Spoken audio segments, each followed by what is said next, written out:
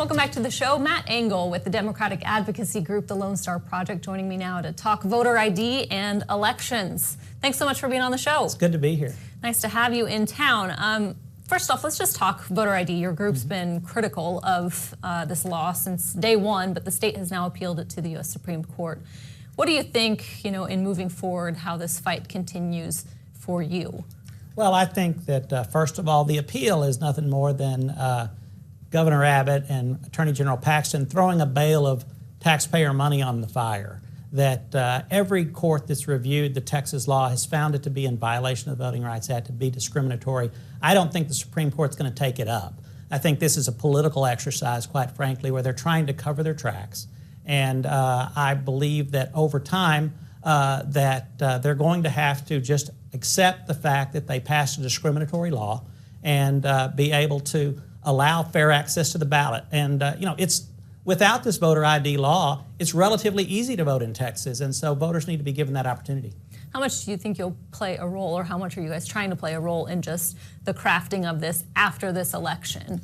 Well, I think we will have to pay attention, because I think that it's become clear from the actions of Governor Abbott and Attorney General Paxton and other Republican leaders that the concept of every eligible voter actually casting a vote scares them to death. And so I think they probably will try to, in the legislative session, pass additional restrictive measures, but the court is on to them. And even the most conservative appeals court in the country slapped them down. And so I think that they'll be limited much more than they have in the past by what the court's already ruled.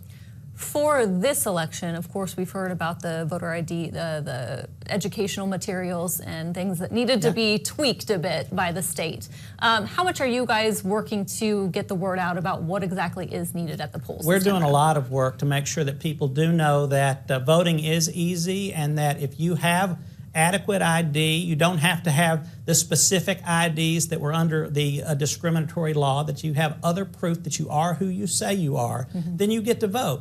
And, a lot of states have ID laws that aren't discriminatory. We don't have a problem with somebody being able to demonstrate that they are who they say they are. What we don't think is that you should have to be have a discriminatory law imposed upon you.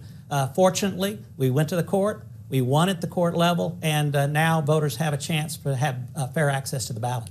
I know you guys have been watching down ballot races pretty closely. Which ones are you most focused on in terms of things that you really think that Democrats could possibly win this time around or into the future? Well, I think there are a number of down ballot races, particularly all of the races in Harris County where Houston is. I think Houston is clearly a purple county, and with strong turnout, with strong programs, that I think we have a chance to win the down ballot races there. And certainly Donald Trump provides a problem for Republicans. They basically screwed up their nominating process and nominated somebody who's not qualified or capable of being president.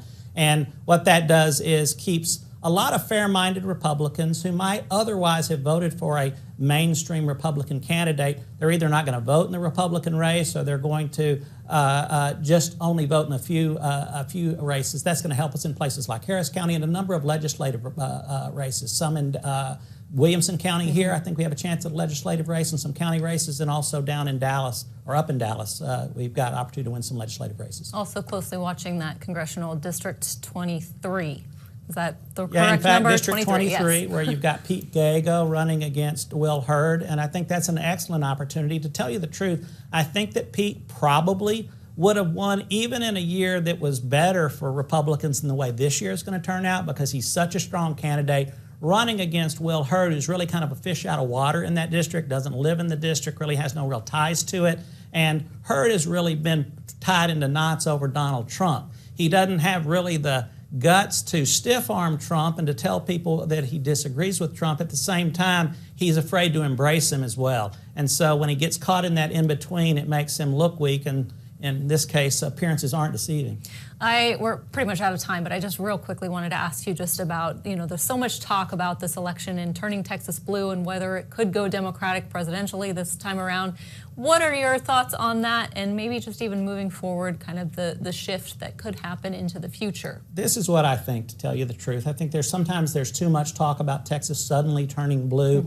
But I do believe that the political atmosphere is better for Democrats in Texas than it has been for some time, and that could point to a longer-term shift.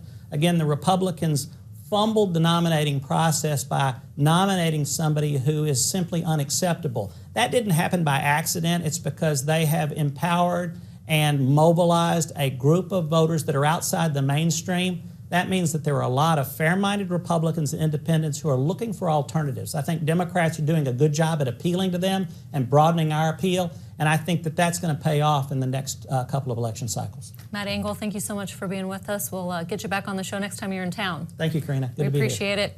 And Capitol Tonight continues. Ted Cruz lost his internet fight, but now another Texas Republican is taking it up. We'll explain right after the break.